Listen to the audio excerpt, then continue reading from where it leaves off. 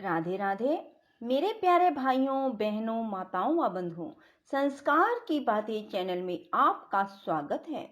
बंधुओं, आज बुधवार के दिन मैं आपके लिए लाई हूँ गणेश जी की कथा। बंधुओं, बुधवार गणेश जी का दिन माना जाता है। बुधवार के दिन गणेश जी की जितनी पूजा अर्चना की जाए तो गणेश जी प्रसन्न होते हैं और अपने भक्तों के सभी काम शीघ्र बना देते हैं।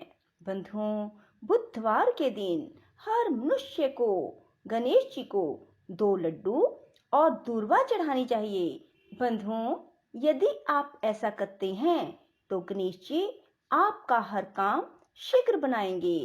गणेश जी बुद्धि को देने वाले और रिद्धि सिद्धि देने वाले हैं।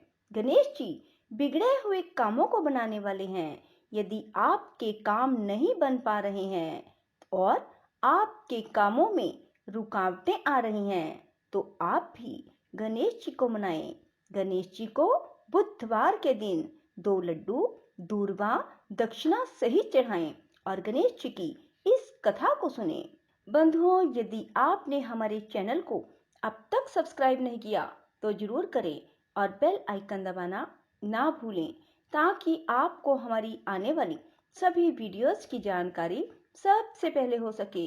बंधुओं, वीडियो को पूरी सुने।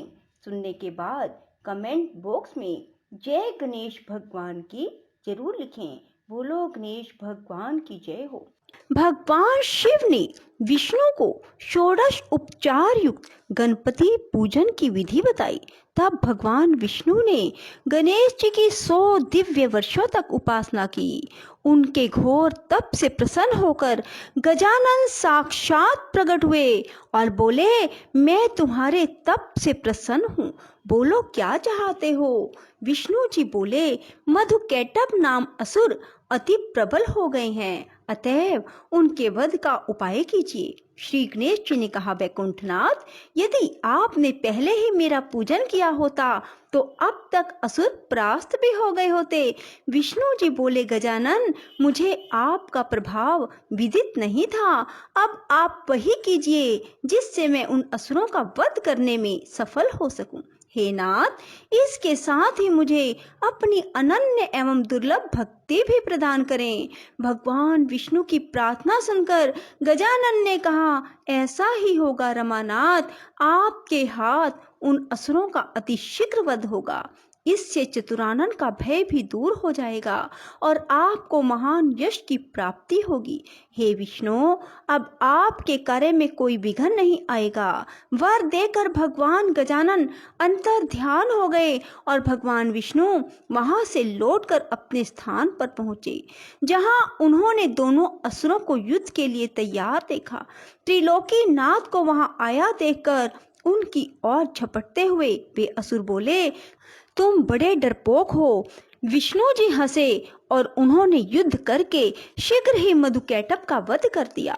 जहां उन्होंने भगवान गजानन की आराधना की थी वह स्थान सिद्ध क्षेत्र के नाम से प्रसिद्ध हो गया। श्री सूत जी बोले, हे ऋषियों, महर्षि भृगु ने सोमकांत को गणेश चरित्र का वर्णन करते हुए राजा भीम का वृतांत भी बताया। वे बोले, राजन, भीम कौंडिन्यपुर का राजा था। उसकी पतिव्रता पत्नी का नाम चारुहासिनी था। उसका दाम्पत्य जीवन सुख से व्यतीत हो रहा था, किंतु वृद्धा अवस्था की ओर अग्रसर होने पर भी संतान न होने का दुख उन्हें पीड़ित करता था। राजा ने राज्य अपने विश्वास पात्र अमात्य को सौंप दिया और स्वयं वन को चल दिया। वह वन में भ्रमण करता हुआ महर्षि विश्वामित्र के आश्रम में पहुंचा तो महर्षि ने उसकी ओर देखा और पूछा, तुम कौन हो और यहाँ किस उद्देश्य से आए हो। राजा बोला, प्रभो, विदर्भ देश का राजा हूँ। कौंडिन्यपुर मेरी राजधानी है। मेरा नाम भीम है। मेरी वृद्ध अवस्था आ पहुंची, लेकिन संतान सुख अभी तक प्राप्त नहीं हुआ, इसीलिए आपकी सेवा में उपस्थित हुआ हूँ। मैं नहीं जानता कि मुझ जैसे कर्तव्यनिष्ठ एवं धर्मज्ञ व्यक्ति को भी इस दुर्भाग्य की प्राप्ति क्यों हुई। महर्षि ने कहा, राजन, पूर्व जन्म में तुमने भगवान गजानन का अपमान किया था। फलस्वरूप इस जन्म में निसंतान हो। यदि उन्हें प्रसन्न कर लो तो तुम्हें अब भी संतान सुख से वंचित नहीं रहना पड़ेगा। राजा ने पूर्व जन्म के वृतांत की जिज्ञासा व्यक्त की तो महर्षि विश्वामित्र बोले, महाराज, तुम्हारे कुल में बहुत पहले भीम नाम का एक अन्य प्रतापी राजा हुआ था। उसकी पत्नी सुंदर और पतिव्रता थी। उससे राजा को एक पुत्र की प्राप्ति हुई जो गूंगा, बहरा और विकलांग था। उसके शरीर से दुर्गंध आती थी। माता पिता ने उसका नाम दक्ष रखा। अनेक प्रयासों के बाद भी उस बालक की मूकता और बधिरता व विकलांगता दूर नहीं हुई। हे राजन, किसी ने राजा को परामर्श दिया कि यदि बालक अपनी माता के साथ तीर्थाटन करे तो संभव है कि इसके रोग दूर हो जाएं। परामर्श अनुसार राजा के आदेश से रानी अपने पुत्र को लेकर तीर्थाटन को चल पड़ी। मार्ग में चोरों ने उसे लूट लिया, यहाँ तक कि उसके पास जीवन यापन के लिए भी धन नहीं रहा। तब उसने एक शिव मंदिर में शरण ली और बालक को वहीं छोड़कर भिक्षा मांगने हेतु एक गांव में गई। पीछे से उस मंदिर में एक धर्मज्ञ ब्राह्मण आया। उसके शरीर के स्पर्श मात्र से वह बालक निरोगी हो गया।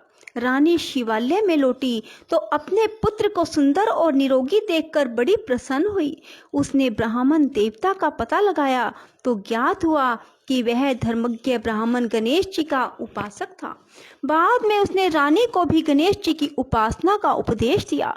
अब माता और पुत्र दोनों ने भगवान गजानन की उपासना की तो प्रसन्न होकर गणेश जी ने स्वप्न में कहा कि तुम मेरे परम भक्त महर्षि मुद्गल के पास जाओ। उनके उद्यम से तुम्हारे सभी अभिष्टों की पूर्ति होना संभव है।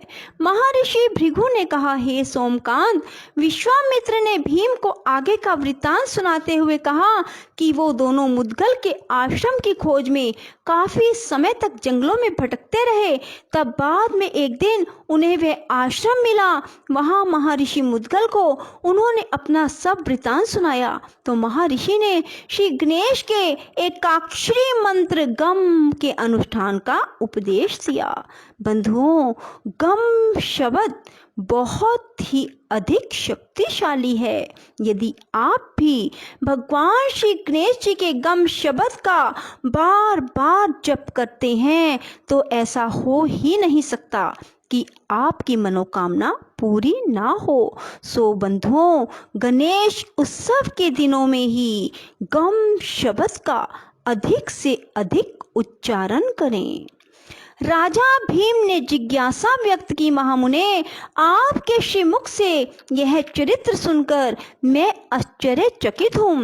एक ब्राह्मण के शरीर का स्पर्श कर बहने वाली वायु के स्पर्श मात्र से यह बालक रोग रहित और सुंदर कैसे हो गया?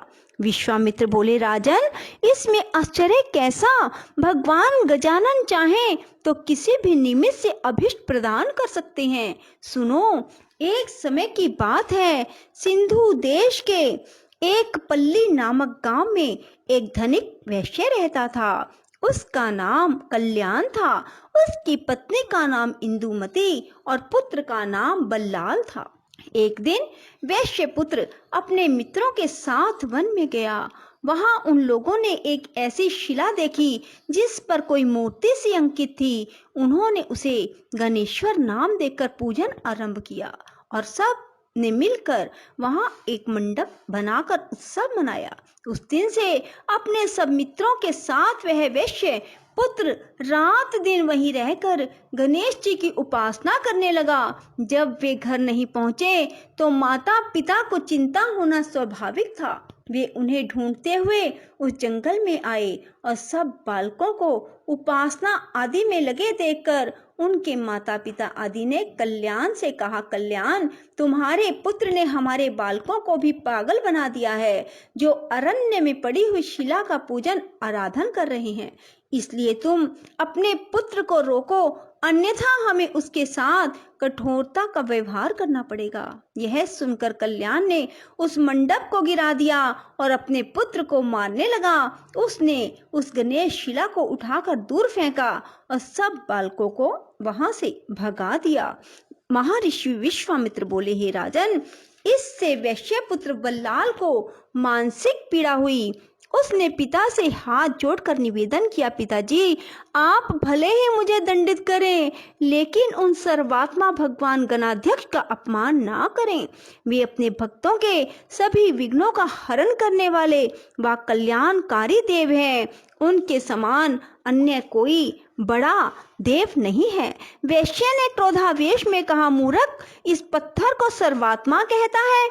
देखूंगा तेरा गणाध्यक्ष तेरे विघ्नों को किस प्रकार दूर करता है। कल्याण अपने पुत्र को एक पेड़ से दृढ़ता पूर्वक बांधकर बोला, अब भी अपनी भूल स्वीकार कर ले और गणेश की भक्ति छोड़कर अपने कार्य में लग जा। किंतु पुत्र ने पिता की बात स्वीकार नहीं की। वह उसे गाली देता हुआ चला गया। बालक को अपने पिता की निष्ठुरता पर क्रोध आ गया और उसने पिता को शाप दे डाला, तुमने मुझे इस निर्जन वन में अकेला ही निर्दयता पूर्वक बांधकर छोड़ दिया है। फलस्वरूप तुम बहरे, गूंगे, अंधे और विकलांग होगे। काफी समय व्यतीत होने व वृक्ष से बंधा रहने के कारण बालक थक गया। रस्सी के बंधन उसके कोमल अंगों में चुभ गए। इससे अत्यंत पीड़ित होकर वह भगवान गजानन को पुकारने लगा और अंत में उनकी ओर से भी निराश हो गया तो उसने आत्मघात करने का निश्चय किया। वह वृक्ष से ही सिर फोड़ने लगा। वह बालक पीड़ा और निराशा के कारण रोता हुआ बोला, विघ्नेश, आपके भगत पर ऐसा महान संकट है और आप सुनते ही नहीं। पता नहीं आप कहीं हैं भी या नहीं। यदि हैं तो फिर आते क्यों नहीं। तभी उसने देखा कि सामने से एक ब्राह्मण आ रहा है। उसने तुरंत बालक के बंधन खोले और सिर पर हाथ फेरते हुए कहा, बस तुम्हारी पुकार सुनते ही तो मैं यहाँ आ गया हूँ। तुमने पिता को जो शाप दिया है वह सत्य होगा और यह स्थान तुम्हारे नाम पर बल्लाल विनायक के नाम से प्रसिद्ध हो जाएगा। इधर कल्याण का शरीर उसी समय से रोगग्रस्त हो गया। उससे दुर्गंध आने लगी। वह बहरा, गूंगा, विकलांग हो गया। उसकी दशा देखकर पत्नी को बहुत दुख हुआ। वह पुत्र को देखने के लिए अरण्य में गई तो वहां उसे गणेश्वर के पूजन में लगा देखा। इससे उसके मन में बड़ी प्रसन्नता हुई। उसने पुत्र से कहा कि पुत्र, यह तो तू बड़ा शुभ कार्य कर रहा है, परंतु तेरे पिता की दशा बहुत दयनीय हो गई है। उन्हें भी चलकर देख ले।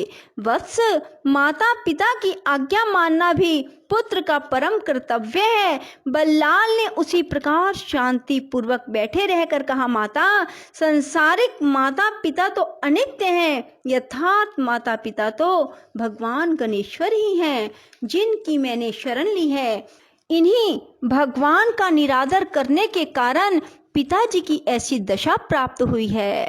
पिताजी को ऐसी दशा प्राप्त हुई है। उनकी सेवा करना तुम्हारा भी तो कर्तव्य है, क्योंकि पत्नी के लिए पति की सेवा ही सर्वोपरि है। माता ने कहा, पुत्र, अपने जन्मदाता पिता को शाप से विमुक्त कर दो। मैं तुमसे विनय करती हूँ। यह सुनकर बल्लाल ने कहा, माता, मैं तो अब कुछ भी नहीं कर सकता। अगले जन्म में तुम एक राजा की महारानी बनोगी, किंतु तुम्हारा पुत्र गूंगा, बहरा, विकलांग और दुर्गंध युक्त होगा। उसके कारण तुम्हारा पति उस पुत्र के साथ तुम्हें भी घर से निकाल देगा। फिर एक शिवालय में एक गणपति भगत ब्राह्मण के स्पर्श से तुम्हारे दक्ष नामक पुत्र का शरीर निरोग और सुंदर हो जाएगा। हे राजन, यह समस्त घटना चक्र उसी वाणी के अनुसार घटित हुआ था। बोलो श्री गणेश जी भगवान की जय। राधे राधे। जय श्री कृष्णा। बंधुओं, यदि आपको हमारी वीडियो पसंद आए तो इसे लाइक करें और शेयर भी जरूर करें। धन्यवाद।